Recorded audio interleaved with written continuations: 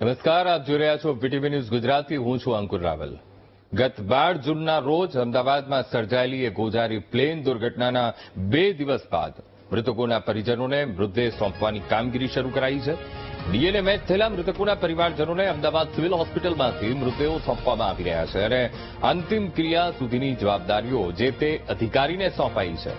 તો સિવિલ બહાર 192 એમ્બ્યુલન્સ અને શબવાહિનીઓ સ્ટેન્ડ બાય રાખી અને ડ્રાઈવરોને પણ એલર્ટ રહેવા સૂચના આપી દેવામાં આવી છે. અમદાવાદ સિવિલમાં અત્યાર સુધીમાં 248 લોકોના ડીએનએ સેમ્પલનું વેરિફિકેશન થઈ ચૂક્યું છે, જેમાં 6 લોકોના ડીએનએ મેચ થતા તેમના પરિવારજનોને મૃતદેહ સોંપવામાં આવ્યા છે. પ્લેન ક્રેશ દુર્ઘટનામાં 8 ઇજાગ્રસ્તોની હાલ સારવાર ચાલી રહી છે, જેમાં એકની હાલત ગંભીર હોવાનું જાણવા મળ્યું છે. અત્યારે ડીએનએ સેમ્પલ 248 જેટલા ડીએનએ સેમ્પલ લઈ લેવામાં આવ્યા છે અને એક બાદ એક એ પ્રક્રિયા તેજ કરી દેવામાં આવી છે. સિવિલમાંથી મૃતદેહોને સોંપવામાં આવી રહ્યા છે. મૃતકોની અંતિમ ક્રિયા સુધીની જવાબદારીઓ માટે પણ અધિકારીઓને નીમવામાં આવ્યા છે, જેથી અધિકારીઓને તેની જવાબદારી સોંપવામાં આવી છે. તો 8 ઇજાગ્રસ્તો છે જેમની હજુ સારવાર ચાલી રહી છે. જે ઇજાગ્રસ્તોને સારવાર આપી દેવામાં આવી છે તેમને ત્યાંથી ડિસ્ચાર્જ કરી દેવામાં આવ્યા છે અને 8 જેવા ઇજાગ્રસ્તો છે જેમની સારવાર હજુ પણ ચાલી રહી છે.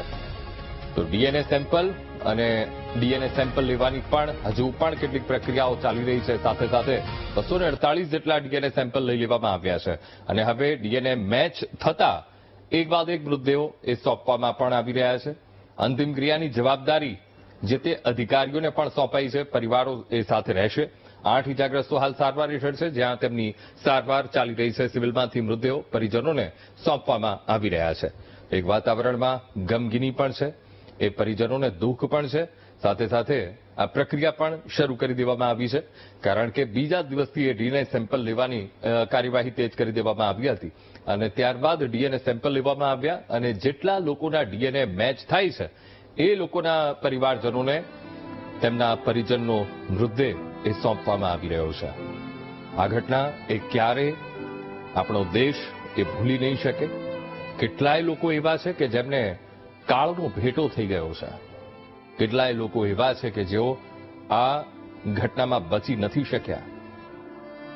270 થી પણ વધુ લોકોએ જીવ ગુમાવ્યો છે. ડીએનએ મેચ થઈ ગયા છે અને જેટલાના પણ ડીએનએ મેચ થયા છે તેમના મૃતદેહ તેમના પરિજનોને સોંપવામાં આવી રહ્યા છે. આજ મુદ્દે સંવાદદાતા શુભમ લાઈવ આપણી સાથે જોડાઈ ગયા છે. શુભમ, ડીએનએ મેચ થયા છે કેટલાકના અને તેમની એ મૃતદેહ આપવાની પણ પ્રક્રિયા એ શરૂ કરી દેવામાં આવી છે. અત્યારે ત્યાં કેવો માહોલ છે?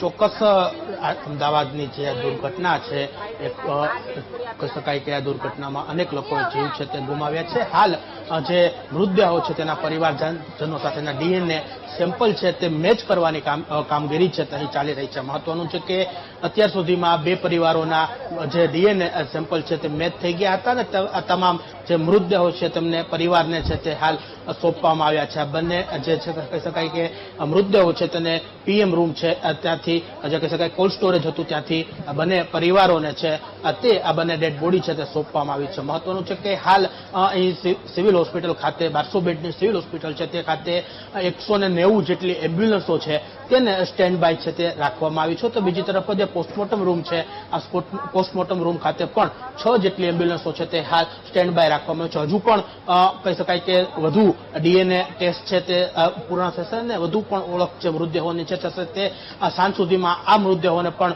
આજે પરિવારને સોંપવાની કામગીરી છે તે કરવામાં આવશે, જેને લઈ પોસ્ટમોર્ટમ રૂમ ખાતે 6 જેટલી એમ્બ્યુલન્સો છે તેને પણ હાલ સ્ટેન્ડ બાય રાખવામાં આવી છે. બીજી તરફ વાત કરવામાં આવે તો જે ડેડ બોડી છે તેને પરિવાર પાસે લઈ જવા માટેનું જે કોફિન છે કોફિનનો સ્ટોક પણ છે તે અહીં હોસ્પિટલ ખાતે છે તે પહોંચી ગયો છે અને ખાસ કરીને જે કહી શકાય કે તમામ તંત્ર છે તે હાલ એલર્ટ મોડ ઉપર છે તે અહીં હાલ જોવા મળી રહ્યું છે. બિલકુલ શુભમ, આપ અમારી સાથે જોડાયા બદલ આપનો ખૂબ ખૂબ આભાર.